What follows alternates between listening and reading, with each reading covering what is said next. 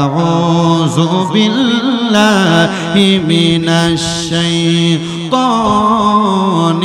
রাজীম বিসমিল্লাহির রাহমানির রহিম ওয়াল্লাযীনা ইউযুনাল মুমিনিনা ওয়াল মুমিনাতি বিগাইরি মাকতাসাবু ফাকাদ ইহতামালু বুহতানা ওয়া ইসমান মুবিনা। আল্লাহ পাক রব্বুল আলামিন কোরআনুল কারীমের এই আয়াতে কারিমার মধ্যে কি বোঝাচ্ছেন? তাফসীরে কানজুল ঈমান খাযাইনুল ইরফানের মধ্যে আমার আলা হযরত ইমাম ইশকে মুহাব্বত সুন্দর করে বর্ণনা করে দেয়, ওয়াল্লাযীনা, এবং যাহারা ইউযুনাল মুমিনিনা ওয়াল মুমিনাত, কোন ঈমানদার বান্দা বান্দীদেরকে কষ্ট দেয়। ইউযুনা শব্দটা ব্যবহার করে কষ্টদায়ক অর্থ ব্যবহার করা হয়েছে। ইউযুনাল মুমিনিনা ওয়াল মুমিনাত, কোন ঈমানদার বান্দা অথবা বান্দীকে কষ্ট দেয়। বিগাইরি মাকতাসাবু, কোন অন্যায় ছাড়া। ফাকাদ ইহতামালু, তারা কি করে শুনে নেন। ফাকাদ ইহতামালু বুহতানা ওয়া ইসমান মুবিনা, তারা আসলে ঈমানদারদেরকে কষ্ট দেয় না, তারা পাপের বোঝাটা তাদের মাথায় তুলে নেয়। হে আমার আজকে মুজাফফরপুর এলাকার ভাই বাবারা, বন্ধুরা, শাহিন শাহে মদিনা কনফারেন্সের আশিক রাসূল ভাই বাবারা, আল্লাহর ওলিদেরকে কষ্ট দেওয়া, ঈমানদারদেরকে কষ্ট দেওয়া, মুমিনদেরকে কষ্ট দেওয়া, এর ব্যাপারে আল্লাহ পাক রব্বুল আলামিন বললেন আসলে তাদেরকে কষ্ট দেয় না, তারা কষ্ট দেয় না, তারা পাপের বোঝাগুলা তাদের মাথার মধ্যে নেয়।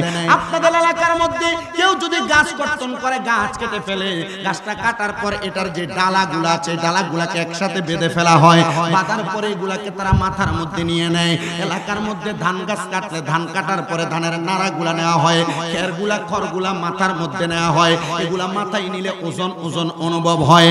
আল্লাহ পাক রব্বুল আলামিন এই কোরআনের আয়াতে কারিমার মাধ্যমে বুঝিয়ে দিচ্ছে, কেউ যদি আল্লাহর কোন ঈমানদার বান্দাকে কষ্ট দেয়, আল্লাহর কোন মুমিন বান্দাকে কষ্ট দেয়, এই কষ্ট দেওয়ার কারণে তারা তাদের মাথার মধ্যে পাপের বোঝাগুলা তুলে ফেলে। এই মুজাফফরপুর এলাকার রাস্তার ধারেই দেখলাম একজন আল্লাহর ওলির মাজার। আবার এই এলাকার মধ্যে প্রবেশ করার আগে আমরা দেখতে পাই ইমাম শেরে বাংলার মাজার। আবার চট্টগ্রামে প্রবেশ করার পূর্বে হযরতে আমানত শাহ, হযরতে মিসকিন শাহর মাজার দেখা যায়। আবার চট্টগ্রামের সামনে দিয়ে হযরতে বাইজিদ বুস্তামি রহমাতুল্লাহি আলাইহির মাজার দেখা যায়। আবার এই হাটহাজারীকে ধন্য করে যিনি শুয়ে আছেন, ফটিকছড়ির জমিনের মধ্যে যিনি শুয়ে আছেন, গৌসুল আজম মাঝ ভান্ডারী, ওনাদের মাজারে শরীফ আছে। ওনারা তো সাধারণ কোনো মানুষ নয়, ওনাদের ব্যাপারে আল্লাহ পাক কেন এমন কথা বললেন? আমার আল্লাহ পাক রব্বুল আলামিন বলে এই বান্দাগুলা সাধারণভাবে ওলি হয় নাই, এই বান্দাগুলা সাধারণভাবে মুমিন হয় নাই। ওলি হওয়ার জন্য একটা দুইটা শর্ত নয়, ওলি হওয়ার জন্য 29টা শর্তের প্রয়োজন। ইয়া রাসূলুল্লাহ, নবী গো,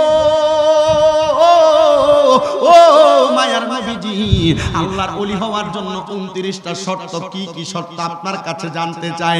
আরে ইলম দিয়ে ওলি নয়, আরে কোরআন হাদিস দিয়ে ওলি নয়। ওলি হওয়ার জন্য একমাত্র আল্লাহ পাকের সাথে একটা প্রেমের কানেকশন করার প্রয়োজন হয়। ওই কানেকশনটা আপনি নামাজ দিয়া করতে পারবেন, রোজা দিয়া করতে পারবেন, হজ দিয়া করতে পারবেন, যাকাত দিয়া করতে পারবেন, কিন্তু বেলায়েতের রাস্তায়, তরিকতের রাস্তায় প্রেমের সম্পর্কটা ওলিদের সাথে লাগানোর একটা মাধ্যম হলো আদব। ওই আদবের ব্যাপারে বড় বড় ইমাম এবং বড় বড় মুহাক্কিকিনে কেরামগণ বর্ণনা করে বলে, আল আদাবু খায়রুম মিনাজ যাহাবি ওয়াল ফিদ্দাতি, আদব হলো স্বর্ণ এবং রূপার চাইতে উত্তম। আদব দিয়ে ওলি হইতে পারবেন, আদব দিয়ে আপনি বাদশা হইতে পারবেন। এই আদবের জন্য আপনাকে কি করা লাগবে? মুজাফফরপুরের মানুষ চিন্তা করা লাগবে। আজকে হাজার হাজার লক্ষ লক্ষ টাকা খরচ করে এত সুন্দর শাহিন শাহে মদিনা কনফারেন্স আপনারা সাজাইলেন, এটার মাধ্যমে যদি আপনি কোনো কিছু নিয়ে বাড়িতে না যেতে পারেন, এমন লাখ লাখ টাকা খরচ করা আপনাদের জন্য বৃথা। আমাকে বলেছে আউলিয়া কেরামের শান এবং মর্যাদা। আল্লাহ যেহেতু বলেছে কোন মুমিনদেরকে বিনা কারণে কষ্ট দিলে মাথার মধ্যে পাপের বোঝা ওঠে, পাপের বোঝা, ওই পাপের বোঝাগুলো আপনি কোনোভাবে মাফ করাইতে পারবেন না। এখন আপনাদের মনে প্রশ্ন, হুজুর মুমিন কারা? কাদের মনে কষ্ট দিলে আল্লাহ কষ্ট পায়? ইমানদার কারা? কাদের মনে কষ্ট দিলে আল্লাহ কষ্ট পায়? আর মাথার মধ্যে পাপের বোঝাগুলা ওঠে, আপনি আমাদেরকে জানাইয়া দেন। এবার আমার আল্লাহ পাক রব্বুল আলামিন বলে আমি তো জানাইলাম, এবার আমার হাবিবুল্লাহর কাছে তোমরা জানো। জোরে পড়েন সুবহানাল্লাহ, আরো মোহাব্বতে বলেন না।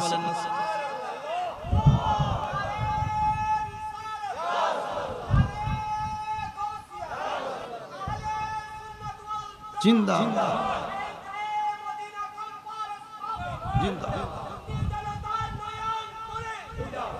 আমি আপন বলে আরে কারে ডাকিব ও হাবিবি গো, আপন বলে আরে কারে ডাকিব, আমি আপন বলে আরে কারে ডাকিব ও হাবিবি গো, আপন বলে আরে কারে ডাকিব, আপন বলে আরে কারে ডাকিব ও হাবিবি গো, আপন বলে আরে কারে ডাকিব, আপনে ছেড়ে কেন আমি, আপনে ছেড়ে কেন আমি দূরে থাকিব ও হাবিবি গো, আপনে বলে আরে কারে ডাকিব, আমি আপনে বলে আরে কারে আনেতে আছে, তোমায় পেলে সবই পাবো গোড়া নেতে আছে, তুমি ছাড়া দুই জাহানে, তুমি ছাড়া কারে ডাকিব, আমি আপনে বলে আরে কারে ডাকিব ও হাবিবি গো, আপনে বলে আরে কারে ডাকিব। একটা জবান বন্ধ রাখবেন না, মুহাব্বতের আওয়াজে বলেন পারে কি পারে না। আল্লাহর নবী গো, ও মায়ার নবীজি, তাহলে আল্লাহ পাক রব্বুল আলামিন বললেন আল্লাহর ঈমানদার মুমিন বান্দাদেরকে কষ্ট দিলে আমার আল্লাহ পাক রব্বুল আলামিনের ওই বান্দা মাথার মধ্যে পাপের জবান খুলে উচ্চ কণ্ঠে জুড়ে জুড়ে পড়েন না সুবহানাল্লাহ। হযরত আসমা বিনতে আদিত আমার নবীজির জবান মোবারকে বলতে শুনেছে, আমার নবী বলতেছে আলা উনাব্বিউকুম বিখিয়ারিকুম, ও সাহাবায়ে কেরাম আমি নবী কি তোমাদেরকে উত্তম ব্যক্তি সম্পর্কে খবর দিব না, মুমিন সম্পর্কে খবর দিব না, ইয়ানে উখবিরুকুম, এই খবরটার ব্যাপারে ইঙ্গিত করা হচ্ছে আইবি মুমিনাত, ইমানদার বান্দাদের ব্যাপারে ইঙ্গিত করা হচ্ছে। আল্লাহ রাসূল যখন এমন কথা বললেন সাহাবায়ে কেরাম বলে ক্বালু বালা ইয়া রাসূলুল্লাহ, ইয়া রাসূলুল্লাহ, হ্যাঁ আপনার কাছে আমরা উত্তম ব্যক্তি সম্পর্কে খবর জানতে চাই। আপনারা তো পীর চিনেন না, ওলি চিনেন না, হুজুর ওলি চিনবো কিভাবে, পীর চিনবো কিভাবে? বলে হুজুর কি বলেন, হাটহাজারীর মানুষ আমরা গৌসুল আজম মাঝভান্ডারীর কদমের কাছে বসবাস করি, হযরতে ইমাম শেরে বাংলার কদমের কাছে আমরা বসবাস করি, আমরা কিভাবে ওলি চিনব না? হ্যাঁ আপনারা চিনতে পারেন, বর্তমান জেনারেশন চিনে কিনে এটার ব্যাপারে সন্দেহ আছে, আর না চিনার কারণে তারা আহলে হাদিস হয়ে যাচ্ছে, না চিনার কারণে তারা অন্যান্য পন্থী হয়ে যাচ্ছে। এই জন্য ওলি চিনার রাস্তাটা আমার নবীর হাদিস থেকে আপনাদেরকে জানানোর চেষ্টা করছি। সাহাবায়ে কেরাম বলি ইয়া রাসূলুল্লাহ, আপনি বলতেছেন উত্তম ব্যক্তি কারা নবী, আপনি আমাদেরকে জানিয়ে দেন। আমার নবী বলছে ক্বালা হিয়ারিকুমুল্লাযিনা ইযা রুউ যিকিরাল্লাহু আযজা ওয়া জাল্লা, যাদের চেহারার দিকে তাকাইলে আল্লাহর কথা মনে হয় তারাই হইল উত্তম ব্যক্তি। সুবহানাল্লাহটা জোরে পড়বেন না। আল্লাহর ওলি কারা, মুমিন কারা, ঈমানদার কারা? যাদের চেহারার দিকে তাকাইলে আল্লাহর কথা মনে হয় তারা মুমিন, যাদের চেহারার দিকে তাকাইলে রাসূলের কথা মনে হয় তারা মুমিন। ও মুসলমান, ও মুজাফফরপুরের বাবারা, এবার আপনার বিবেকের কাছে ছেড়ে দিলাম, আপনি নিজেই চিন্তা করেন মুমিন বান্দা আপনি কিভাবে চিনবেন? চেহারা সাদা সুন্দর হইলে মুমিন না, চেহারা আবার কালো হইলেও মুমিন না। আপনার চেহারার দিকে তাকাইলে আল্লাহর কথা মনে হওয়া লাগবে। আপনি যেই পীরের কাছে যাইবেন ওই পীরের চেহারার দিকে তাকাইলে আল্লাহর কথা মনে হওয়া লাগবে। এটাই উত্তম বান্দা। ইয়া রাসূলুল্লাহ, ও মায়ার নবী, আপনি বলেন না আমরা কোন আল্লাহ পাক রব্বুল আলামিনের বন্ধুর কাছে যাব, কোন ওলির কাছে যাব, কোন অভিভাবকের কাছে যাব? আমার রাসূল সাল্লাল্লাহু আলাইহি সাল্লাম শিক্ষা গ্রহণ করায়া দেয়, যাদের দিকে তাকাইলে আল্লাহর কথা মনে হবে। আল্লাহর কথা কিভাবে মনে হয়? গৌসে পাক বড় পীর আব্দুল কাদের জিলানীর জীবনীর দিকে দেখলে আপনি বুঝতে পারবেন। বলে হুজুর গৌসে পাক বড় পীর আব্দুল কাদের জিলানীর জীবনীর দিকে তাকাইলে আল্লাহর কথা মনে হওয়ার কথা জানবো, আউলিয়া কেরামের শানের কথা জানবো। বলে হ্যাঁ জানবেন। গৌসে পাক আব্দুল কাদের জিলানীর নিজের লিখিত একটা কিতাব আল ফাতহুর রব্বানী ওয়াল ফায়জুর রহমানী নামক একটা কিতাবের মধ্যে গৌসে পাকের জীবনীর 100 জীবনীর বর্ণনা রয়েছে। ওই বর্ণনার মধ্যে 56 নাম্বার বর্ণনা পড়তে যায় পাইলাম গৌসে পাক বড় পীর আব্দুল কাদের জিলানী যখন যে জায়গার মধ্যে যাইতেন মানুষকে উপদেশ প্রদান করতেন। কি প্রদান করতেন? উপদেশ প্রদান করতেন। আর মুজাফফরপুরের মধ্যে উপদেশের ইন্তজাম করতে গিয়ে লাখ লাখ টাকা শাহেনশাহ মদিনার ভাইয়েরা খরচ করেছে। আর আমার গাউসে পাক যেখানে যাইতেন ওই জায়গার মধ্যে গাউসে পাক উপদেশ প্রদান করতেন।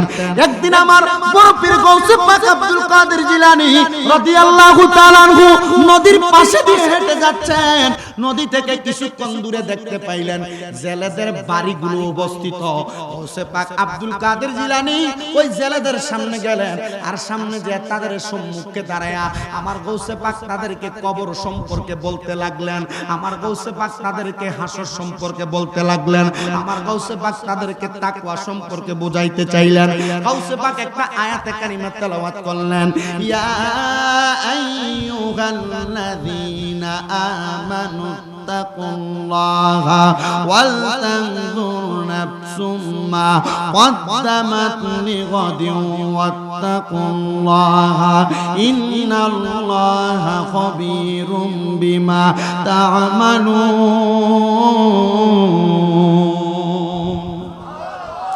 গাউসে পাক আব্দুল কাদের জিলানী রাদিয়াল্লাহু তাআলা আনহু যখন এই আয়াতে কারিমা তেলাওয়াত করলেন, তেলাওয়াত করার সাথে সাথে ওই মজলিসের মধ্যে অনেক মানুষ ছিল। মাত্র 12 বছরের একটা ছেলে গাউসে পাক বড় পীর আব্দুল কাদের জিলানীর সামনে এখান থেকে মাথাটা চক্কর দিয়ে মাটিতে পড়ে গেছে। গাউসে পাক জিজ্ঞাসা করে, ও এলাকার মানুষ, এই 12 বছরের ছেলেটা মাথাটা চক্কর দিয়ে পড়ে গেছে, আমি বুঝলাম না এই ছেলেটা কেন মাটিতে পড়ে গেল। সবাই ডাক দিয়া বলে, হুজুর গাউসে পাক বড় পীর আব্দুল কাদের জিলানী উনি কেন মাটিতে পড়ে গেছে আমরা একটা কথা বলতে পারি। আপনি যে কোরআনের আয়াত শুনাইলেন, আমরা কেউ আপনার আয়াতের অর্থ বুঝি নাই, আমরা কেউ আপনার আয়াতের মর্ম কথা বুঝি নাই, আমরা কেউ আপনার এই আয়াতে কারিমার মানি বুঝি নাই, এই জন্য আমরা কেউ বেহুশ হই নাই। কিন্তু ছোট বাচ্চাটা বেহুশ হয়ে গেছে। গাউসে পাক আব্দুল কাদের জিলানী বলে, তার এমন কি যোগ্যতা আছে, তার এমন কি পাওয়ার আছে যে পাওয়ারের কারণে ছেলেটা মাটিতে চক্কর দিয়ে আমার আয়াত বোঝার পরে পড়ে গেল।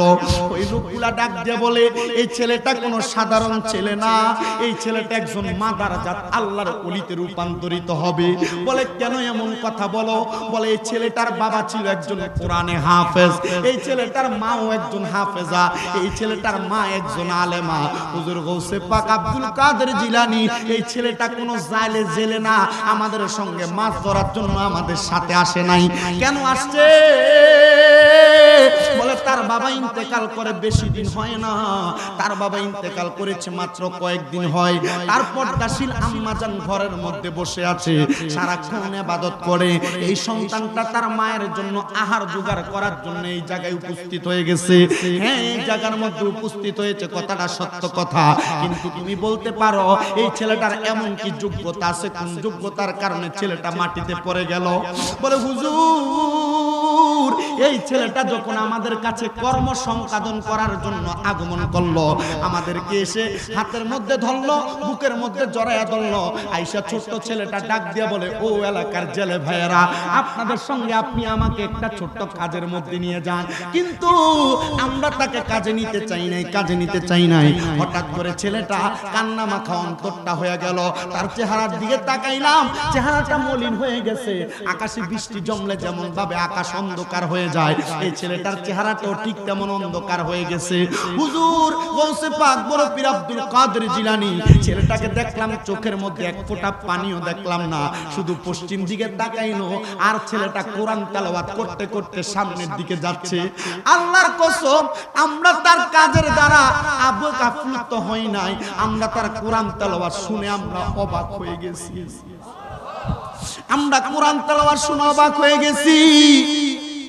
একজন মানুষ ডাক দিয়া বলে, হে ভাই, আমরা যখন নদীতে মাছ ধরার জন্য যাই, আমরা তো কিছুক্ষণ সময় পরে পরে বিরক্ত অনুভব করি, কিন্তু এই ছোট বাচ্চাটার কোরআন তেলাওয়াতটা আমাদের কাছে বড় মজা লাগে।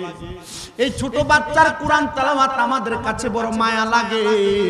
হে আমার জেলে ভাইয়েরা, আসুন আমরা এই ছোট বাচ্চাটাকে আমাদের একজন সঙ্গী বানিয়ে আমাদের সঙ্গে নিয়ে যাই।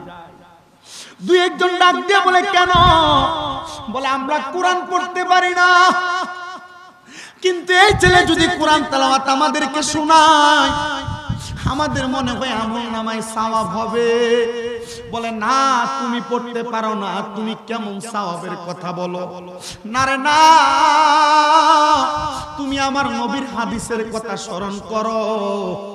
সাহাবায়ে কেরাম বলে ইয়া রাসূলুল্লাহ, আপনার উম্মতে মুহাম্মদীর মধ্যে অনেক উম্মত থাকবে গুনাহগার, নবীজি কর্মব্যস্ততার কারণে তারা কোরআন তেলাওয়াত করতে পারবে না। আমার নবী বলে কেউ যদি কোরআন তেলাওয়াত করতে না পারে, আমার রাসূল বলতেছে সেই যদি কোরআনের হরফগুলোর দিকে তাকিয়ে থাকে, তার আমলনামায় আমার আল্লাহ কোরআন তেলাওয়াতের সওয়াব দিবে। অন্ধ একজন সাহাবী হাত তুলে বলি ইয়া রাসূলুল্লাহ, আমার তো দুইটা চক্ষু নাই, আমার দুইটা চক্ষু অন্ধ।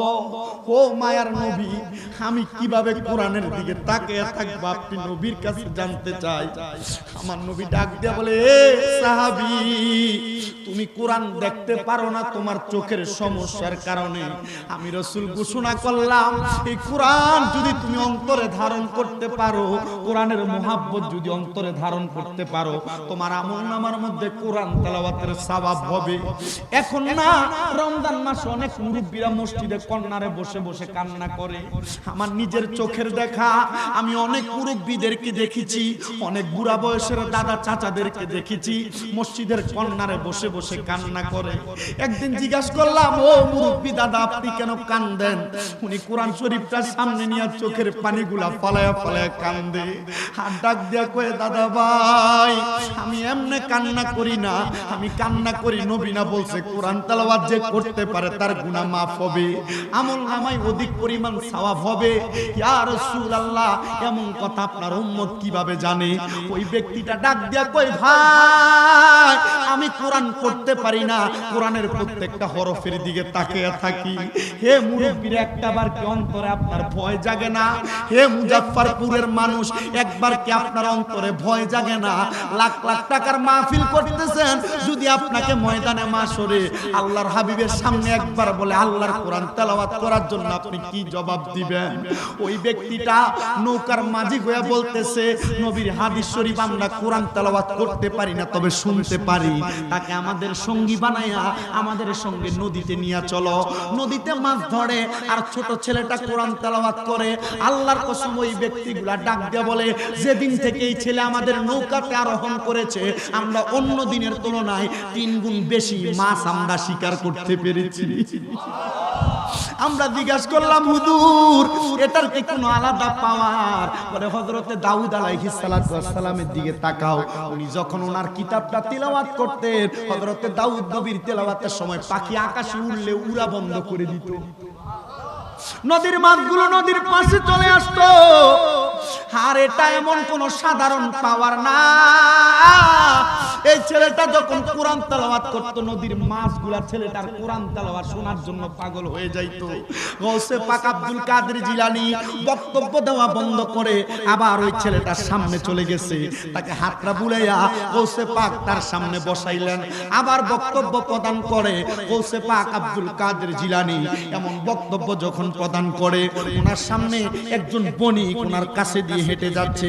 আপনারা কারামতে গৌসুল আজম একটা কিতাব, ছোট্ট কিতাব, ওইটা আপনারা খুলে দেখবেন। গৌসে পাকের জীবনীর এই ঘটনাটা উল্লেখ আছে। গৌসে পাক যখন বক্তব্য দেয়, একজন বণিক গৌসে পাকের ইরাক থেকে চলে যাচ্ছেন। যাওয়ার সময় গৌসে পাকের মজলিস দেখে উনি পছন্দ করছেন। মনে করেন রাস্তা দিয়ে হেঁটে যাচ্ছে, গৌসে পাক বক্তব্য দিচ্ছে, উনি যাওয়ার সময় গৌসে পাকের মজলিসে ঢুকলেন। আর আমার গৌসে পাক বড় পীর আব্দুল কাদের জিলানী বলে তোমরা জায়গা করে দাও, আওলাদের রাসূল আমাদের সামনে আসতেছে। আর জোরে পড়েন না সুবহান। আমার মুসলমান ইমানদার নবীর উম্মতের দল, ওই মদিনার বণিক যখন গৌসে পাকের সামনে আসলেন, আমার গৌসে পাক তাকে সামনে বসাইলেন। বণিকটা তাকে দেখে গৌসে পাক এক সময় একটা বক্তব্য দেয়, আরেকজন মানুষ চক্কর দিয়ে মাথায় পড়ে যায়। কারণ গৌসে পাকের আলোচনায় তাসির ছিল।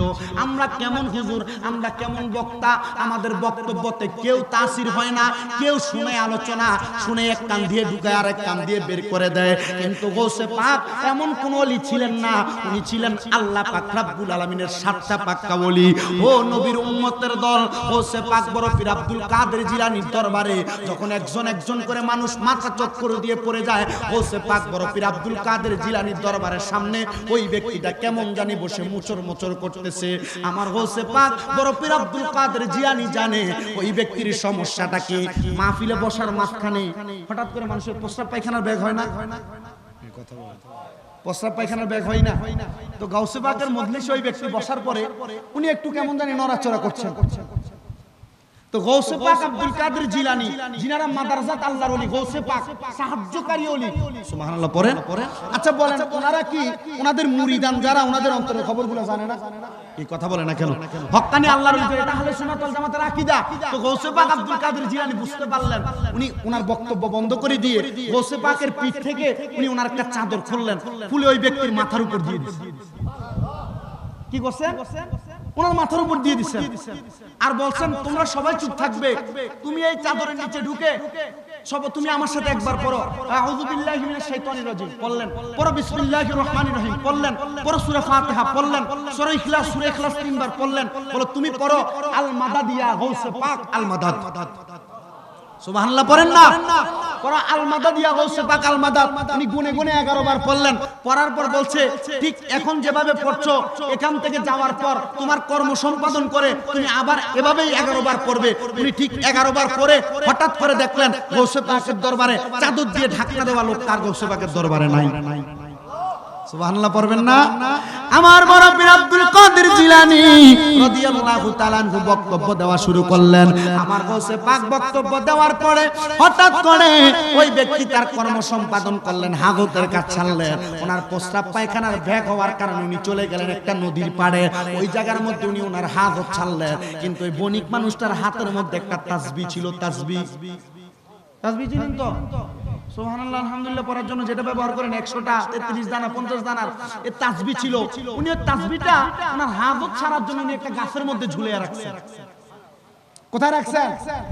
আল্লাহর রহমত কারামতে আউলিয়া বুঝার জন্য ওই ব্যক্তির অন্তরের ভিতরে এমন তাসির আসলো, উনি তাসবিহ রেখে উনি ওনার হাজত ছাড়লেন, ছাড়ার পর ওই চাদর মাথার উপর দিলেন, দেওয়ার পর ওইখান থেকে আবার 11 বার আল মাদাদ ইয়া গাউসে পাক আল মাদাদ পড়লেন।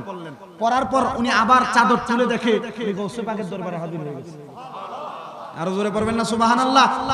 যখন উনি দেখলেন হাজির হয়ে গেছেন, হঠাৎ করে ওই ব্যক্তি গাউসে পাকের মজলিস যখন শেষ ওখান থেকে উঠে উনি ওনার কাফেলা নিয়ে আবার হেঁটে যাচ্ছেন। যেই জায়গার ভিতরে ওই চাদরের নিচ থেকে হাজির হয়েছে নদীর পাড়ে গাছের কাছে গাউসে পাক আব্দুল কাদের জিলানীর দরবারে ওই আওলাদে রাসূল আবার লক্ষ্য করে দেখে উনি হাঁটতে হাঁটতে সেখানে গিয়ে হাজির হয়েছে। উনি দেখে চিনতে পারলেন যে এই জায়গাটা তো সেই জায়গা যখন আমি মাথার উপর চাদর দিয়ে এখানে উপস্থিত হয়েছিলাম। হ্যাঁ, আমার হাতে একটা তাসবিহ ছিল, আমি যে এসেছি এটা কোনো জাদু টোনা নয়, আমি দেখি আসলে আমার তাসবিহটা গাছের উপর আছে কিনা, আমার তাসবিহটা গাছের উপর আছে কিনা। উনি চলে আসলেন, গাছের উপর এসে দেখেন ঠিক ওনার তাসবিহটা ওই জায়গায় রাখা। সুবহানাল্লাহ নাই। উনি আবার চলে গেলেন গাউসে পাকের দরবারে, ডাক দিয়ে বলে হুজুর গাউসে পাক আব্দুল কাদের জিলানী রাদিয়াল্লাহু তাআলা আনহু আপনার কাছে আমার ছোট্ট একটা আবদার। আপনি যে বক্তব্য প্রদান করেছেন এই বক্তব্য আমাকে তাসির করেছে। আপনার বক্তব্য থেকে আমি অনেক কিছু শিক্ষা গ্রহণ করেছি। আপনার বক্তব্য থেকে আমার অন্তর পরিবর্তন হয়েছে। আমি সব সময় আল্লাহর কাছে দোয়া করতাম, ইয়া মুকাল্লিবাল কুলুব সাব্বিত কলবি আলা দীনিকা, হে অন্তরের পরিবর্তনকারী আপনি আমার অন্তরকে দ্বীনের উপর পরিবর্তন করে দেন, দ্বীনের উপর অটল রেখে দেন। আমি সব সময় দোয়া করতাম, কিন্তু এখন দোয়াটা কবুল হয়েছে কিনা আমি জানি না। হুজুর গাউসে পাক বলেন আপনার বাড়ি কোথায়? বলে আমার বাড়ি হলো মদিনা প্রান্তরে। যান আপনি মদিনাতে চলে যান, তবে আপনার কাছে আমার একটা আবদার রইল। আপনি যখন মদিনাতে চলে যাইবেন ওই মদিনাতে যাওয়ার পরে আপনি মদিনার অবস্থানরত অবস্থায় ওই জায়গার মধ্যে একটা পাহাড় আছে, ওই পাহাড়ের গুহার মধ্যে যাবেন। যেই কোনো পাহাড়ের গুহায় গিয়ে আপনি আপনার চারদিক দিয়ে একটা গোল করে দাগ দেওয়ার পরে ওই জায়গায় অবস্থান করবেন। আর আমি আব্দুল কাদের জিলানীকে আল মাদাদ দিয়া গৌসে পাক বলে 11 বার স্মরণ করবেন। 11 বার স্মরণ করার পরে আপনি আমার আলোচনা শুনতে পাবেন। বলে হ্যাঁ ঠিক আছে। এমন কথা যখন বললেন, বড় পীর গৌসে পাক আব্দুল কাদের জিলানীর ওই ব্যক্তিটা মদিনাতে চলে গেলেন। ঠিকই লক্ষ্য করে দেখা যায় উনি প্রত্যেকদিন আসরের নামাজের পরে পাহাড়ের গুহার মধ্যে গিয়ে অবস্থান করেন আর গৌসে পাকের সাথে ধ্যানে মশগুল হয়ে যায়। ও মুসলমান, এটা কোনো সাধারণ পাওয়ার নয়, এটা আল্লাহর ওলিদের পাওয়ার। আজকে জান্নাতের বাগানের মধ্যে বসেছি, আমি আউলিয়া কেরামের শানের ব্যাপারে একটু বর্ণনা করেছি। আসেন সময় স্বল্পতার কারণে আপনাদেরকে কবর জিয়ারতের কথাটা একটু বলে দিয়ে যায়। আমার আল্লাহ পাক রব্বুল আলামিনের পেয়ারা হাবিব ডাক দিয়ে বলে, দুনিয়ার উম্মতের দলেরা, আম্মা জান আয়েশা সিদ্দিকা হাদিস বর্ণনা করে, উনি বলেন আমি আমার নবীজির দরবারের মধ্যে সব সময় আসা যাওয়া করতাম, আর আমার নবীজি সব সময় আমি আয়েশা সিদ্দিকার হুজরা মুবারকে আসতো। আমার নবীজির অন্যান্য স্ত্রীদেরকে আমার নবী যেদিন সময় দিতেন, তার পরবর্তী সময় আমার নবী যখন আমি আয়েশা সিদ্দিকার হুজরা মুবারকে আসতো, আমি দেখতাম রাতের কিছু অংশ যাওয়ার পরে আমার নবীজি আমার হুজরা মুবারক থেকে বের হয়ে যায়। আমি আয়েশার একটু সন্দেহ লাগলো, আমি চিন্তা করলাম আমার নবীজি আমার হুজরার মধ্যে থাকার পরে না জানি আমার নবীজি নবীর অন্য কোন স্ত্রীর কাছে চলে যান। আমি আম্মা জান আয়েশা সিদ্দিকা নবীর হুজরা মুবারক থেকে বের হওয়ার সাথে সাথে আমি আমার নবীজির সঙ্গে সঙ্গে বের হয়ে যাইতাম। আমি লক্ষ্য করে দেখতাম আমার নবীজি আমার হুজরা থেকে বের হয়ে অন্য কোন ঘরে যায় না। আমি দেখতাম আমার নবীজি রহমাতুল লিল আলামিন নবীজি জিয়ারত করার জন্য জান্নাতুল বাকির কবরস্থানের সামনে দাঁড়িয়ে যাইতেন। আমার নবীজি জান্নাতুল বাকির কবরস্থানের সামনে দাঁড়িয়ে যাইতেন। আমার নবী যখন দাঁড়িয়ে যাইতেন, বাবারা আম্মা জান আয়েশা সিদ্দিকা বলে আমি দেখতাম আমার নবীজি হাত তুলে তুলে কি যেন বলছে। হে মুসলমান, শাহিন শাহে মদিনা কনফারেন্স করতেছেন, আপনাদের এলাকার আজকে মুরব্বীরা কবরবাসীগুলা বড় খুশি, আপনারা তাদের জন্য খাস করে করে দোয়া করবেন। আমার নবী জিয়ারত করতেন। আম্মা জান আয়েশা সিদ্দিকা বলে আমি দেখতাম আমার নবীজি জিজ্ঞাসা করতো, হে সাহাবায়ে কেরাম তোমরা শুনো, তোমরা কবর জিয়ারত করবে না? অতঃপর আমার নবীজি যখন জাহিলিয়া যুগ শেষ হয়ে যায়, আমার নবী বলে দিচ্ছে ফাজুরুহা, তোমরা জিয়ারত করো, ফাজুরুহা তোমরা জিয়ারত করো, ফাজুরুহা তোমরা জিয়ারত করো। আমার নবী বলে জিয়ারত করার জন্য কেউ যদি বলে কবরের সামনে গিয়ে হাত তোলা যাবে না, আমরা মানব না। কেউ যদি বলে কবরের সামনে গিয়ে হাত তুললে বেদাত, আমরা মানব না। কেউ যদি বলে কবরবাসীর সামনে হাত তুলবে কেন, পশ্চিম দিকে তাকে হাত তোলো। আম্মা জান আয়েশা সিদ্দিকা সহ হযরত ওসমান জিন নূরাইন রাদিয়াল্লাহু তাআলা আনহু বলে আমি একদিন জান্নাতুল বাকির কবরস্থানের সামনে দিয়ে যাচ্ছি, আমি দেখতেছি পশ্চিম দিক পিছ দিয়ে আমার নবীজি জান্নাতুল বাকির কবরস্থানের কবরবাসীর মুখটা ফিরিয়ে দেওয়া হয় কোন দিকে? পশ্চিম দিকে ফিরিয়ে দেওয়া হয় না? উত্তরে দক্ষিণে যখন মাটি দেওয়া হয় মাথা কোন দিকে ফিরিয়ে দেওয়া হয়? হযরত ওসমান বিন নূরাইন বলে আমি দেখলাম আমার নবী পশ্চিম দিকে পিছ দিলেন, কিবলাটাকে পিছনে রেখে আমার নবীজি কবরবাসীর মুখের বরাবর দাঁড়াইলেন। মাটি দেওয়া কিন্তু কবরবাসীর মুখের কাছ দিয়ে দেওয়া সুন্নাত। মাটি দেওয়া কি কবরবাসীকে যখন মাটি দেয় আমরা তো চারদিক থেকে মাটি দেওয়া শুরু করি। আল্লাহ রাসূল বলছেন কবরবাসীকে যখন মাটি দিবে রাসূলের সুন্নাত সাহাবায়ে কেরাম একসাথে বর্ণনা করছেন। হযরত ওসমান বিন নূরাইন বলছে আমি নবীজিকে দেখলাম যখনই মাটি দিতেন কবরবাসীকে, আল্লাহ রাসূল সাল্লাল্লাহু আলাইহি ওয়াসাল্লাম যখনই কবরবাসীর মুখের দিকে ফিরে মাটি দিতেন। সুবহানাল্লাহ বলেন না? হযরত ওসমান বিন নূরাইন বলে আমি দেখলাম আমার নবীজি কবরের দিকে তাকিয়ে তাকিয়ে কান্না করে। আমি আমার রাসূলের সামনে যাইলাম আর জিজ্ঞাসা করলাম ইয়া রাসূলুল্লাহ নবীজি আপনাকে কোন ইহুদিরা কোন কথা বলেছে, আপনার কলিজায় আঘাত করেছে? নবী এই মুহূর্তে বলেন হযরত ওসমান বিন নূরাইন তাদের গর্দান আলাদা করে দিবে। আমার রাসূল সাল্লাল্লাহু আলাইহি সাল্লাম বলে না না না, আমি রাসূল এই জন্য কান্না করি না, আমি রাসূল এই কবরবাসীদের জন্য কান্না করি। ও মুসলমান, রাসূল কেন কবরবাসীর জন্য কান্না করেছে? আমার রাসূল হাদিস শরীফের মধ্যে বলতেছে একটা কবরবাসী কবরের মধ্যে যাওয়ার পর কেমন হয়ে যায় শুনো। সমুদ্রের মাঝখানে একটা নৌকাবিহীন ব্যক্তিকে, সাঁতার না জানা ব্যক্তিকে ছেড়ে দিলে ওই ব্যক্তি সাঁতার না জানলে সমুদ্রের মধ্যে হাবুডুবু খায়। কবরবাসী কবরের মধ্যে গুনার সাগরে তেমন হাবুডুবু খায়। একজন কবরবাসীর জন্য কেউ যদি দোয়া করে ওই কবরবাসীটা সমুদ্রের মধ্যে ওই ব্যক্তিকে কেউ যদি নৌকা নিয়ে উদ্ধার করে ঠিক তেমন যেমন খুশি হয় কবরবাসীর জন্য দোয়া করলে কবরবাসী তেমন দোয়া হয়, কবরবাসী তেমন খুশি হয়। এবার আপনার মনে প্রশ্ন, হুজুর আমরা জানতে চাই কবরবাসী আর কি কি দায়িত্ব তাদের ব্যাপারে আছে। আমার নবী বলতেছে এদের জিয়ারতের গুরুত্ব, কবর জিয়ারতের গুরুত্ব আর মাজার কবর জিয়ারতের গুরুত্বটা আপনাদেরকে জানানোর চেষ্টা করছি। আল্লাহর হাবিব বলতে দলেরা আমি নবী তোমাদেরকে বলে দিচ্ছি এই কবরবাসীদের জন্য তোমরা কিভাবে দোয়া করবে। আন আবি উসাইদিন ওয়ালা বাইনা নাহনু ইনদা রাসূলিল্লাহি সাল্লাল্লাহু আলাইহি ওয়াসাল্লাম ইদ জাআ মিন বানি সালামাতা ফাকালা ইয়া রাসূলুল্লাহি হাল বাকিয়া মিন বিররিয়া ওয়া ইয়াশাইউন আবাররুহুমা বিহি বাদা মাউতিহিমা। একজন ব্যক্তি আমার রাসূলকে প্রশ্ন করতেছে যে আবু উসাইদিন নামে পরিচিত বনু সালমা গোত্রের মানুষ ছিলেন। আমার নবীকে প্রশ্ন করি ইয়া রাসূলুল্লাহ হাল বাকিয়া মিন বিররিয়া ওয়া ইয়াশাইউন আবাররুহুমা বিহি বাদা মাউতিহিমা। ও নবীজি আপনার কাছে জানতে চাই আমাদের আম্মা আব্বা ইন্তেকাল করার পর আমরা সন্তানের কোনো দায়িত্ব আছে কিনা। আপনারা মনে করেন আম্মা আব্বা বেঁচে থাকলে আম্মা আব্বার চিকিৎসা খরচ চালানো, আম্মা আব্বাকে খাবার খাওয়ানো, আম্মা আব্বাকে খেদমত করা মনে হয় আপনার দায়িত্বগুলো এগুলা। কিন্তু না না না, সন্তান আপনার মা বাবা ইন্তেকাল করার পরে আপনার এর চাইতে বেশি দায়িত্ব আছে। হুজুর কি দায়িত্ব আছে আমরা জানতে চাই। আমার নবী বলছেন দায়িত্বটার মধ্যে এক নাম্বার আসসালাতু আলাইহিমা, তার জন্য দোয়া করা। আমি জানতে চাই মুজাফফরপুরের মানুষ আমরা যখন কবরবাসীর কবরের সামনে যাই আমরা কি তার জন্য দোয়া করি না বদদোয়া করি? আপনারা বলেন দোয়া করি না বদদোয়া করি? এই জন্য কবর জিয়ারত করবেন, আসসালাতু আলাইহিমা তার জন্য দোয়া করা, ওয়াল ইস্তিগফারু লাহুমা দুই নাম্বার দায়িত্ব তার জন্য ক্ষমা প্রার্থনা করা। ফাতিহা যখন এলাকার ঘরে ঘরে করা হয়, আজকে শাহিন শাহ মদিনা কনফারেন্স এখানে ফাতিহা হয় কি হয় না? বলেন হয় কি হয় না? মুনাজাতের মধ্যে মাইক ছাড়ার সময় আমি নিজে আপনাদের জন্য ফাতিহা করে দোয়া করব, আলেম ওলামারা দোয়া করবে। বিশেষ করে আজকের মাহফিলে যিনি সেরতাজ রয়েছেন উস্তাদুল উলামা বাহারুল উলুম যাকে জানা হয় মাওলানা শফিউল আলম নিজামী, আমাকে তো ভালো লাগে না, অন্তর থেকে বলছি ভালো লাগে। কেন জানেন? কারণ ওনার ব্যবহার এবং পড়ানোর গুণ। আমি একদিন হুজুরের সামান্য একটু আলোচনা শুনেছি, তখন থেকে আমার কাছে প্রশ্নগুলো দাঁড়িয়ে গেছে। আমি ওনার তাসিরটা এমন ভাবে করে, কারণ বড় বড় ওলামায়ে কেরাম যারা ওনাদের আলোচনার তাসির আপনি বুঝেন আর না বুঝেন, কথা শুনলে আলোচনা তাসির করবে আপনাকে। কথা বুঝতে পারতেছেন তো? আপনাকে তাসির করবেই করবে। আমাদের কুমিল্লা আলিয়াতে একজন আছেন মাওলানা আব্দুর রাজ্জাক হুজুর, কুমিল্লা আলিয়ার যিনি হেড মুহাদ্দিস হুজুর, উনি যখন আলোচনা করে একদিন আলোচনা করতে করতে ওনার ক্লাসের সময় 40 মিনিট, 3 ঘন্টা শেষ। কয় ঘন্টা শেষ? একজন ছাত্র বিরক্ত প্রকাশ করে নাই।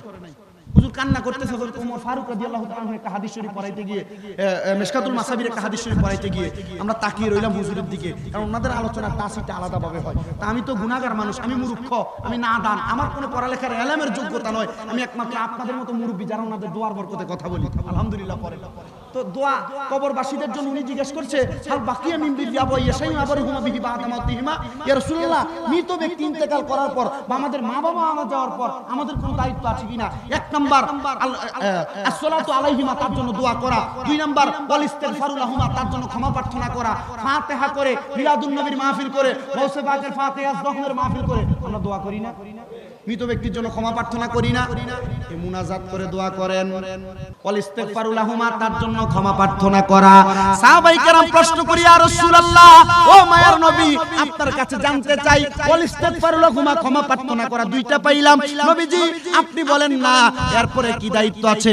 আমার রাসূল বলে দিচ্ছে ওয়া ইনফাজু আহাদিহিমা, তোমার আব্বা আম্মার কোনো ওয়াদা থাকলে ওয়াদা পূরণ করে দাও। আপনাদের এলাকা হোক, আমাদের কুমিল্লা হোক, ব্রাহ্মণবাড়িয়া হোক, যে জায়গা হোক না কেন, আপনার মা আপনার বাবা মারা যাওয়ার পরে দেখবেন সন্তানেরা একদিন, 2 দিন, 3 দিন, 4 দিন যাওয়ার আগে সম্পদ ভাগাভাগি নিয়ে ব্যস্ত হয়ে যায়। কথা বলেন না কেন? ঠিক না বেঠিক? ভাগাভাগি নিয়ে ব্যস্ত হয়ে যায়। আল্লাহর হাবিব বলছে না ওয়া ইনফাজু আহাদিহিমা, আম্মা আব্বার ওয়াদা পূরণ করা। আম্মা আব্বার ঋণ থাকলে এ সম্পদ বিক্রি করে আগে ঋণ পরিশোধ করা লাগবে। আম্মা আব্বার কোনো ওয়াদা থাকলে এ সম্পদ বিক্রি করে আগে ওয়াদা পূরণ করা লাগবে। আর নচেত তুমি সন্তান এ সম্পদের অধিকার হতে পারবা না, তুমি সন্তান এই অসম্পদের অধিকারী হতে পারবা না। তোমার আম্মার নিয়ত ছিল উমরা হজ করবে, উমরা হজ করতে পারে নাই, বড় হজ করবে, করতে পারে নাই। তোমার আম্মা ইন্তেকাল করার পরে তোমার দরকার তোমার আব্বার ওয়াদা ওয়াদা পূরণ করার লক্ষ্যে তুমি তোমার সম্পদ থেকে আব্বা আম্মার সম্পদ থেকে আম্মা আব্বার জন্য দোয়া প্রার্থনা করা। হে আমার আজকে এই মুজাফফরপুরের বাবাজিরা, এটা হলো 3 নাম্বার। 4 নাম্বার নবী আমার বলছে ওয়াসিলাতুর রাহমিল্লাতি লা তুসালু ইল্লা বিহিমা। তোমার আম্মা আব্বা ইন্তেকাল করার পরে কেউ খালাদের সাথে সম্পর্ক রাখে না, অনেকে আছে মামাদের সাথে সম্পর্ক রাখে না, বছরে একবার দুইবার যায় না। আর আল্লাহর হাবিব বলতেছে তোমার আম্মা আব্বা ইন্তেকাল করার পরে তাদের আত্মীয় স্বজনের সঙ্গে সম্পর্ক বজায় রাখা এটাও দায়িত্ব। শুধু তাই নয়, আল্লাহর হাবিব বলছে ওয়া ইকরামু আলাইহিমা ওয়া ইকরামু সাদিকিহিমা। আম্মা আব্বা ইন্তেকাল করার পরে এলাকার মধ্যে বাবার বন্ধু থাকতে পারে, মায়ের বান্ধবী থাকতে পারে, এলাকার মধ্যে বাবার বয়সী মায়ের বয়সী কোনো মুরব্বী থাকতে পারে, তোমরা তাদেরকে সম্মান করবা। আর এলাকার পোলাপান এমনও বেয়াদব আছে যেগুলো আব্বার বয়সী আম্মার বয়সী মুরব্বীদের সামনে সিগারেটের ধোঁয়া মারে। আছে কিনা? আছে কিনা? তুমি এগুলা না করে আব্বার বয়সী আম্মার বয়সী মুরব্বী যারা, এদের সাথে দোয়া করো, এদের সাথে কথা বলো, মুলাকাত করো। তুমি তোমার মাকে যে লুঙ্গি, মাকে যে কাপড় পরাইতা, তুমি তোমার এলাকার মুরব্বী মহিলাকে একটা কাপড় দিয়ে বলো তোমার মার জন্য দোয়া করার জন্য। তোমার আব্বাকে যে লুঙ্গি পরাইতা, তোমার এলাকার মুরব্বী যে তোমার বাবা যার সাথে চলাফেরা করতো, তাকে গিয়ে লুঙ্গিটা দিয়ে বলো আপনি আমাকে কিছু দেওয়া লাগবে না, এই লুঙ্গিটা পরবেন, আর লুঙ্গিটা পরার পর আমার আব্বার কবরের সামনে গিয়ে একটু জিয়ারা করবেন। কথা বলেন না কেন? আপনি এগুলা করেন, আল্লাহ রাসূল এগুলো আমাদেরকে শিক্ষা দিচ্ছে। আমরা তো এই পথ থেকে দূরে সরে যাচ্ছি। আল্লাহ আমাদেরকে বোঝার তৌফিক দান করুন। জোরে পড়েন আমিন। সালাতুনিয়া।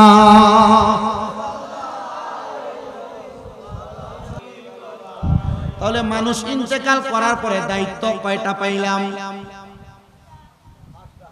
জি সবাই বলুন। 5টা। কয়টা পাইলাম? 5টা। الصلاة عليهما والاستغفار لهما وإنفاذ أحدهما وصلة الرحم التي لا تصل إلا بهما وإكرام صديقهما سبحان الله। 1 নাম্বার আম্মা আব্বার জন্য দোয়া করা, 2 নাম্বার ক্ষমা প্রার্থনা করা, 3 নাম্বার ওয়াদা পূরণ করা, 4 নাম্বার আম্মা আব্বার আত্মীয়দের সাথে সম্পর্ক রাখা, 4 নাম্বার আম্মা আব্বার বয়সী মুরব্বি যারা এদেরকে সম্মান করা। সুবহানাল্লাহ। আমার ভাইরা বাবারা বন্ধুরা, হযরত উসমান বিন নুরাইন রাদিয়াল্লাহু তাআলা আনহুর জামানার ছোট্ট একটা ঘটনা আমি আপনাদেরকে বলবো। আবার সেম ঘটনা হযরত ওমর রাদিয়াল্লাহু তাআলা আনহুর জামানায় ঘটেছে, হযরতে মুসা আলাইহিস সালাতু ওয়াস সালামের জামানায় সেম ঘটনা ঘটেছে। মনোযোগের সাথে আলোচনা শ্রবণ করলে বুঝতে পারবেন। এ মাহফিল করে শাহেনশাহ মদিনা কনফারেন্স কমিটিগুলা তারা কোনো খারাপ কাজ করে নাই, তারা এমন একটা কাজ করেছে, এলাকার কবরবাসী নাজাত পাওয়ার একটা মূল কাজ করেছে। একটু আলোচনা শ্রবণ করবেন। উসমান বিন নুরাইন রাদিয়াল্লাহু তাআলা আনহুর জামানায় বড় একজন বুজুর্গ ব্যক্তি, উনি রাস্তা দিয়ে হেঁটে যাচ্ছেন, উনি লক্ষ্য করে দেখলেন, ওই বুজুর্গ ব্যক্তিটা লক্ষ্য করে দেখলেন ওই এলাকার কবরবাসীর কবরের আযাব নাই, একটা কবরেও কোনো আযাব নাই। হঠাৎ করে তাকে দেখলেন ওই কবরের পূর্ব অংশে একটা ছোট্ট কবর দেখা যায়, ওই কবরটার মধ্যে জাহান্নামের আগুন ধাউ দাউ দাউ দাউ করে জ্বলতেছে। ওই ব্যক্তি বুজুর্গানেদিন ব্যক্তি জিজ্ঞাসা করতেছে, ও এলাকার মানুষ কেউ আছো নাকি? এই কবরের মধ্যে কঠিন আযাব হচ্ছে, তোমরা কি বলতে পারো? এই কবরবাসী যে ব্যক্তি তার পরিচয়টা তোমরা আমাকে বলতে পারো? সেম ভাবে মুসা নবীও এমন একটা কবরের পাশে দিয়ে যাচ্ছেন, উনি কবরের দিকে তাকিয়ে দেখলেন ওই কবরের মধ্যে কেমন জানি জাহান্নামের আগুন জ্বলতেছে। মুসা নবী ওই কবরের সামনে দাঁড়ায়া জিজ্ঞাসা করতেছেন, ও এলাকার মানুষ, এই কবরবাসীর কবর আযাবের খবর আমি বলতে পারবো না, তবে একটা কথা বলবো, কে এই ব্যক্তি তার পরিচয় কি তোমরা কি আমাকে কবরবাসীর পরিচয় দিতে পারবা? হযরত মুসা আলাইহিস সালাতু ওয়াস সালামের নিজের আলাদা একটা পাওয়ার ছিলেন, ওনার উম্মতের মধ্যে কোনো মানুষ কবরের মধ্যে থাকলে উনি কোনো কবরের পাশে দিয়ে গেলে তাদের জন্য দোয়া করতেন। আর মুহাব্বতে বলেন না সুবহানাল্লাহ। মুসা আলাইহিস সালাতু ওয়াস সালাম যখন এমন প্রশ্ন করলেন, সবাই ডাক দিয়ে বলে, শোনো, তোমরা কেউ কে কবরবাসীর পরিচয় দিতে পারবা? এক বাক উত্তর আসছে, হুজুর উনি আর কেউ না, আমাদের এলাকার ধন্যাঢ্য একজন ব্যক্তি, ওনার সম্পদ খাওয়ার মতো কোনো মানুষ নাই, এমন সম্পদ, অনেক টাকার সম্পদ পড়ে আছে, তার একজন মেয়ে আছে, ওই মেয়েটার কাছে আপনি যান। বলে, কে সেই মেয়ে? বলে, ওনার বাড়ি এই জায়গায় না, ওনার বাড়ি পশ্চিম অঞ্চলের মধ্যে। হযরত মুসা আলাইহিস সালাতু ওয়াস সালাম হাঁটতে হাঁটতে ওই জায়গার মধ্যে গেলেন, লক্ষ্য করে দেখলেন ওই বাড়ির মধ্যে কোনো মানুষ নাই, পুকুরের মধ্যে পানির আওয়াজ হচ্ছে। আরে তাজকিরাতুল আম্বিয়া নামক কিতাবের মধ্যে দেখলাম মুসা আলাইহিস সালাতু ওয়াস সালাম ওই পুকুরের ঘাটের মধ্যে গিয়ে ডাক দিয়ে বলে, হে মৃত ব্যক্তির আওলাদ, তোমার বাবা কি অন্ধকার কবরে? বলে, হ্যাঁ অন্ধকার কবরে। হযরত মুসা আলাইহিস সালাতু ওয়াস সালাম বলে, তোমার আব্বাজান অন্ধকার কবরে কঠিন আযাবের সম্মুখীন, তুমি তোমার আব্বাজানের জন্য সামান্য দোয়ার ইন্তজাম করো। অথবা বলেছেন, তুমি তোমার আব্বাজান আব্বাজানের জন্য কিছু দান সদকা করো। কিন্তু ওই মেয়েটা মুসা আলাইহিস সালাতু ওয়াস সালামের প্রতি বড় বিরক্ত প্রকাশ করলেন। বিরক্ত প্রকাশ করে ওই পানির পাত্র অথবা ওই পানির যেই পুকুরের ঘাট আছে ওখান থেকে হাতের মধ্যে একটু পানি নিয়ে ওই মেয়েটা মুসা আলাইহিস সালাতু ওয়াস সালামের দিকে কেমন জানি একটু পাকা নজরে মেললেন। হযরতে মুসা নবী পানিটা মারা দেখে মুসা নবী বসে গেলেন। হযরতে মুসা আলাইহিস সালাতু ওয়াস সালাম বসে যাওয়ার সাথে সাথে ওই পানিটা গিয়ে এমন একটা জায়গার মধ্যে পড়েছে, শুনে নাও, মুসা নবীকে পানি মারার সাথে সাথে মুসা নবী এখান থেকে চলে গেলেন। আবার যাও ইল্লাল্লাহ লা ইলাহা, তুমি আদম হাওয়া বানাইলা, আল্লাহ বেহেশতের মাঝে রাখিলা। বলেন আদম হাওয়া বানাইলা, আল্লাহ বেহেশতের মাঝে রাখিলা। হিকমতে গদমে খাওয়াইয়া, হিকমতে গদমে খাওয়াইয়া দুনিয়াতে পাঠাইলা।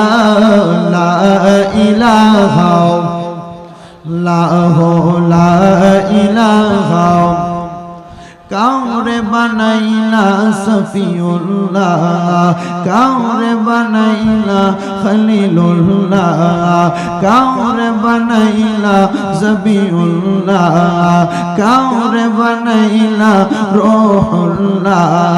মোরে নবীকে মুহাব্বত করে, মোরে নবীকে মুহাব্বত করে বানাইলা আল্লাহ হাবিবুল্লাহ। লা ইলাহা লা ইলাহা লা ইলাহা ইল্লাল্লাহু মুহাম্মাদুর রাসূলুল্লাহ সাল্লাল্লাহু আলাইহি ওয়াসাল্লাম। চেহারার দিকে তাকাইলে আল্লাহর কথা মনে হয়, তারা এক নাম্বার ওলি এবং ইমানদার। মনে আছে? দুই নাম্বার ওলি যাদের ব্যাপারে আমার রাসূল সাল্লাল্লাহু আলাইহি সাল্লাম বলে দিচ্ছেন। এখন হুজুর দুই নাম্বার ওলিদের ব্যাপারে আল্লাহ পাক কাদের ব্যাপারে বলেছেন? দুই প্রকারের ওলির মধ্যে এক প্রকারের ওলি হলো চেহারার দিকে তাকাইলে আল্লাহর কথা মনে হয়। আর দ্বিতীয়ত যে ওলির কথা আল্লাহ পাকের প্যারা হাবিব বলেছেন, হযরতে আনাস ইবনে মালিক রাদিয়াল্লাহু তাআলা আনহু হাদিস বর্ণনা করে বলেন, আমার নবী রাহমাতুল লিল আলামিন নবীজি, মদিনার কামলেওয়ালা নবীজি সাহাবায়ে কেরামকে বলেছে, হে দুনিয়ার সাহাবায়ে কেরাম তোমরা শুনে নাও, ও দুনিয়ার সাহাবায়ে কেরাম, আমার রাসূল বলে দিচ্ছেন, আমি নবী কি আলা উখবিরুকা আমুলুকিল জান্নাহ, আমি নবী কি তোমাদেরকে জান্নাতের বাদশা সম্পর্কে খবর দিব না? সুবহানাল্লাহ পড়বেন না? সাহাবায়ে কেরাম বলে, ইয়া রাসূলুল্লাহ, ক্বালু বালা, হ্যাঁ আপনি আমাদেরকে জান্নাতের বাদশা সম্পর্কে খবর দেন। আমার রাসূল সাল্লাল্লাহু আলাইহি ওয়াসাল্লাম জান্নাতের বাদশা সম্পর্কে খবর দিচ্ছেন। ক্বালা হিয়ারকুমুল্লাযিনা ইযা রুউ যুকিরাল্লাহু আযজা ওয়া জাল্লা, আল্লাহর হাবিব সাল্লাল্লাহু আলাইহি সাল্লাম জান্নাতের বাদশা সম্পর্কে এক নাম্বার খবর দিয়েছেন, যাদের দিকে তাকাইলে আল্লাহর কথা মনে হয়। এবার আমার রাসূল সাল্লাল্লাহু আলাইহি সাল্লাম দ্বিতীয়ত আরেক প্রকার ওলিদের ব্যাপারে জান্নাতের বাদশার ব্যাপারে ঘোষণা দিতেছেন। আমার রাসূল বলতেছেন, ক্বালা রাজুলুন দাঈফুন মুস্তাদআফুন যু তিমরাইনি লা ইউবাহু লাহু লাউ আকসামা আলাল্লাহি লা আবাররা। আমার রাসূল বলতেছেন, এমন ব্যক্তি জান্নাতের বাদশা যে ব্যক্তিকে দেখতে দুর্বল মনে হয়। ক্বালা রাজুলুন দাঈফুন, একবারে দুর্বল। রাজুলুন দাঈফুন মুস্তাদআফুন যু তিমরাইনি, যার শরীরের কাপড়গুলো এলোমেলো, দেখলে পছন্দ হয় না। লা ইউবাহু লাহু, একে দেখতে আমাদের ভালো লাগে না। লাউ আকসামা আলাল্লাহি লা আবাররা, কিন্তু এই ব্যক্তি যদি, এই প্রকারের ব্যক্তি যদি আল্লাহর কাছে কোনো কিছু চায়, আমার আল্লাহ পাক রব্বুল আলামিন তাকে ফিরায় না, আল্লাহ সাথে সাথে তার দোয়াটা কবুল করে। দেখবেন অনেক সময় মজজুব আল্লাহর ওলি, আমরা যাদেরকে জানি মজজুব আল্লাহর ওলি, ওনাদের ব্যাপারে আল্লাহর হাবিব এই হাদিস শরীফটা বলেছেন। রাসূল বলতেছেন, যাদের চুলগুলো এলোমেলো, যাদের শরীরের কাপড়গুলো একবারে নোংরা, চোখে লাগে না, শরীরটা একবারে দুর্বল টাইপের হয়, একবারে কেমন জানি এলোমেলো, ওনাকে দেখলে আমাদের পছন্দ হয় না। মজজুব আল্লাহর ওলি যাদেরকে বলে, আমরা যাদেরকে পাগল ওলি হিসেবে জানি, যারা কোনো দোয়া করলে আল্লাহর সাথে সাথে দোয়াটা কবুল করে।